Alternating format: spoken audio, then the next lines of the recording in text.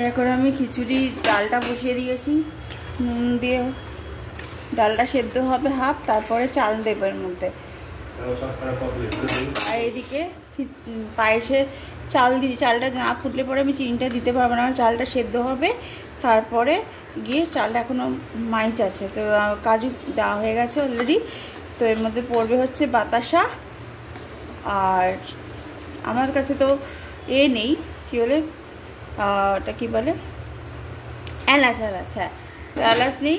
গোটা গরম মশলাও আনতে বলেছিলাম, মানে ভুলে গেছে। যাই হোক, যা আছে তাই দিয়ে তাই করতে হবে, আর কি করবো, আর ভগবানকে তাই নৈবেদ্য হিসাবে দেবো।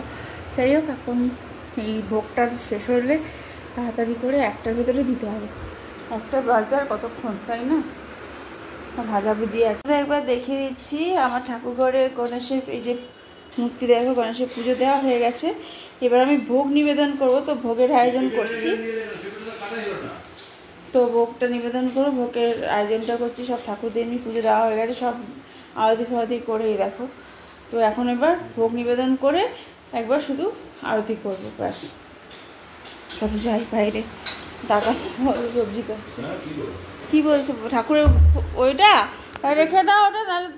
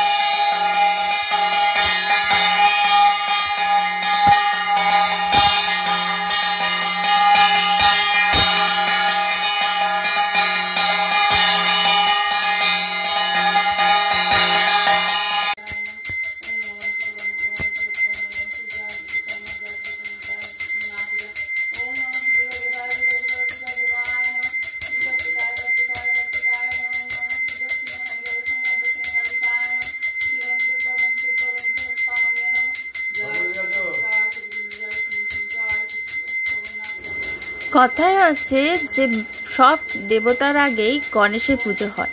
তা সেই শুভ চতুর্থী, গণেশ চতুর্থী এসেই গেল। মহারাষ্ট্রে তো ধুমধাম করে গণেশ পুজো হয়, আর আমাদের এখানে একদিনেই গণেশ পুজো শেষ। তো চলো গণেশ পুজোর ব্লগ দেখে নাও।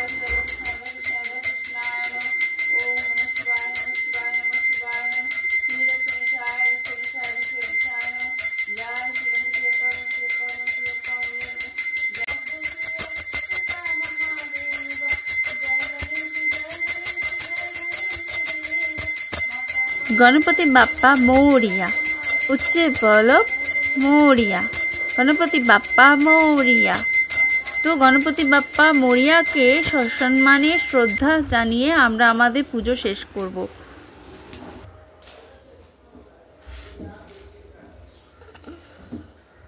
এখানে আমার আরতি হয়ে গেছে। এরপর আমি ভোগ নিবেদন করার আগে আমি অনেক কিছু করছিলাম, বাট এখানে ঠাকুরমশাই দিয়ে পুজো আমরা করাইনি, এত কিছু করতে গেলে হতো না। তো চলো, এর মধ্যে দিয়ে সমস্ত কিছু মেনটেন্স করা, তার মধ্যে আমার ট্রেনিং চলা, সব কিছুই চলছে। তো বুঝতেই পারছো, ট্রেনিং মানে আমি আর কি বাচ্চাদের যে পড়াচ্ছি সেই ব্যাপারটা আর কি বললাম। আর যদি ব্লগটা লাস্ট পর্যন্ত ভালো লাগে, অবশ্যই like, share, subscribe to my channel. অবশ্যই ভালো লাগবে, কারণ গণেশ পুজো সবার বাড়িতেই হয়েছে, আমার বাড়িতেই বা বাদ যাবে কেন, এত কিছু যখন হচ্ছে।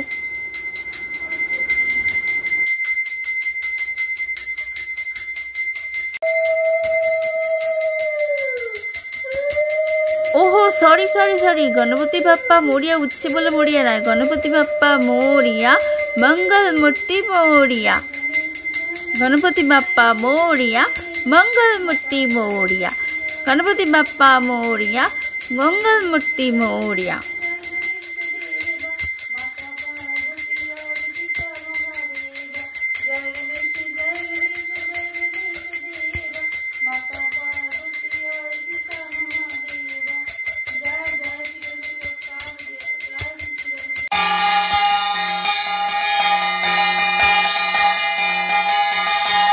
পুজো দিয়ে শুরু হলো আমাদের গুড মর্নিং। তোমরা সবাই ভালো থেকো, সেই হিসাবে আমি গুড মর্নিংটা জানিয়ে দিলাম।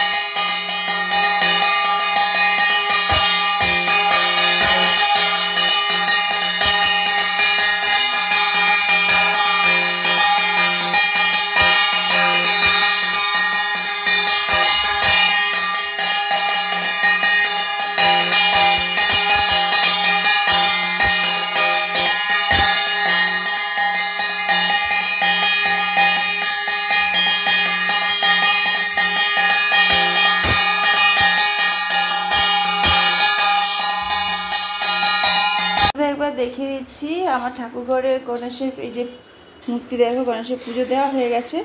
এবার আমি ভোগ নিবেদন করব, তো ভোগের আয়োজন করছি। তো ভোগটা নিবেদন করবো, ভোগের আয়োজনটা করছি। সব ঠাকুরদের নিয়ে পুজো দেওয়া হয়ে গেছে, সব আরতি ফারতি করে দেখো। তো এখন এবার ভোগ নিবেদন করে একবার শুধু আরতি করবো, ব্যাস। তবে যাই বাইরে, দাদা সবজি করছে, কি বলছে ঠাকুরের ওইটা রেখে দাও, ওটা তাহলে। এখন আমি খিচুড়ি ডালটা বসিয়ে দিয়েছি, নুন দিয়ে ডালটা সেদ্ধ হবে হাফ, তারপরে চাল দেবো এর মধ্যে। আর এদিকে পায়েসের চাল দিই, চালটা না ফুটলে পরে আমি চিনিটা দিতে পারবো না, চালটা সেদ্ধ হবে। তারপরে গিয়ে চালটা এখনও মাইচ আছে, তো কাজু দেওয়া হয়ে গেছে অলরেডি।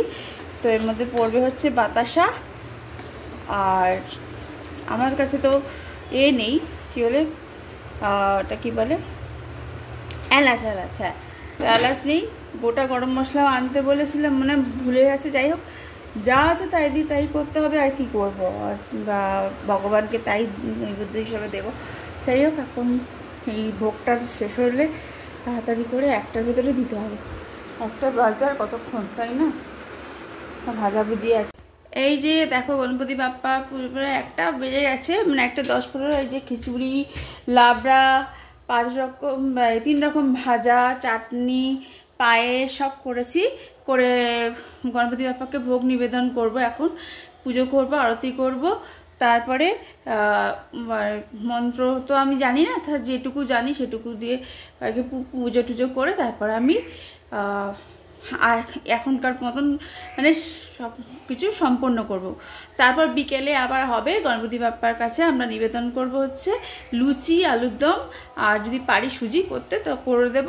তার সঙ্গে হয়তো একটু মিষ্টি দিতে পারি। আর গণপতি বাপ্পার জন্য কিন্তু কেক আসবে, আমি বলে দিয়েছি আনতে, দেখি কি করে না করে। কারণ জন্মাষ্টমীতে তো আমরা রাধা কৃষ্ণ এবং গোপালের জন্মদিনে তো আমরা কেক এনেছি, তো গণপতি বাপ্পার উৎসবেও কিন্তু আমরা কেক আনি। আগেরবারেও এনেছিলাম, এবারেও আনবো বলে দিয়েছি, তবে সেটা এগলেস। এই যে সরো, হ্যাঁ, এবার আমি এখন পুজো করবো। আর আয়ুষ পাশে বসে আছে, এই যে ও বাজাবে কাসর। গুড আফটারনুন অল এভরিওয়ান, তোমরা সবাই কেমন আছো? নিশ্চয়ই ভালো আছো। Welcome back to my channel পিতাদের #মাই ব্লগ। আজকে হচ্ছে সেই সানডে যেদিনকে আমাদের যে সেলিব্রেশন ডেটা রয়েছে। তো আজকে আমরা যাব একটা জায়গায়, সেখানে গিয়েই তোমাদের দেখাবো। আর তার আগে আমি কি করছি না করছি সবটা দেখানো হয়নি, কারণ না কালকে না 1 সপ্তাহ ধরে গায়ে জ্বর, সর্দি, গা হাত পা ব্যথা সব লেগে রয়েছে আমাদের বাড়িতে। আর কেন লেগে রয়েছে সেটার কারণ তোমরা জানো, পরপর পুজোগুলো গেল, সব খাটনিটা আমার উপরে একার উপর পড়েছে। আমার হাতে যেমন বাইরেটা সামলেছে, আমি তেমনি ঘরটা পুরো সামলেছি। পুজো করতে গেলে কত কিছু লাগে সেটা তোমরা সবাই জানো। একার ওপর যখন সেই দায়িত্বভারটা পড়ে যায় তখন তার পক্ষে সব কিছু সম্ভব হয়ে ওঠে না। তাও আজকে যেমন রাধা অষ্টমী, তো শুভ রাধা অষ্টমী উপলক্ষে তোমাদের জানাই অনেক অনেক আভ্যন্তরীণ শুভেচ্ছা ও ভালোবাসা আমার তরফ থেকে, আমার চ্যানেলের তরফ থেকে। তোমরা সবাই ভালো থেকো। এই দেখো আমাদের রাধা কৃষ্ণকে আজকে রাধাকে স্নান করাবো, পরিয়ে ভালো ড্রেস পরিয়ে রাধা মাকে পুজো দেব। আমি কোনো মন্ত্রতন্ত্র আগে থেকেই বলে দিচ্ছি জানি না, যেটুকু জানি ভালোবাসা ঠাকুরকে ওইটুকুই সেবা আমি করতে পারি। মন্ত্র জানলে তো আমি নিজেই ব্রাহ্মণ হয়ে যেতাম। যাই হোক, চলো দেখতে থাকো। আর তারপরে তো বিকেলে আছেই, বেরোবো, তো সেটাও দেখাবো তোমাদেরকে। যে রাধাকে ওই ড্রেসটাই পরিয়েছি, যেটা জন্মাষ্টমীতে পরিয়েছিলাম। রাধাকে ফল দিয়ে বেদানা, ভালোবাসার বেদানা দেওয়া হয়েছে, তারপরে লেবু দেওয়া হয়েছে, হ্যাঁ রাখো নিচে, শশা দেওয়া আছে, আর এখানে মালপো পাওয়া যায়নি, বড়া নাড়ু পেয়েছে, আর ক্ষীর দেওয়া হয়েছে, আর ফল তো দিয়েছি। আর এখানে 5 রকম মিষ্টির মধ্যে 3 রকম মিষ্টি রয়েছে, এখানে বাকিগুলোকে আমি ঠাকুরের থালায় দিয়েছি। তো ওই হচ্ছে আজকে পুজো। বললাম এটা ঘরোয়া পদ্ধতিতে, আমি কোনো ঠাকুর মশাই দিয়ে পুজো করিনি, গণেশ পুজো তাই। কিন্তু জন্মাষ্টমীটা শুধু লোকনাথ বাবা উৎসব ছিল এবং জন্মাষ্টমী পুজো হয়েছে ঠাকুর মশাই দিয়ে। তো চলো এখনকার মতন আমি হচ্ছে তোমাদের কী বলে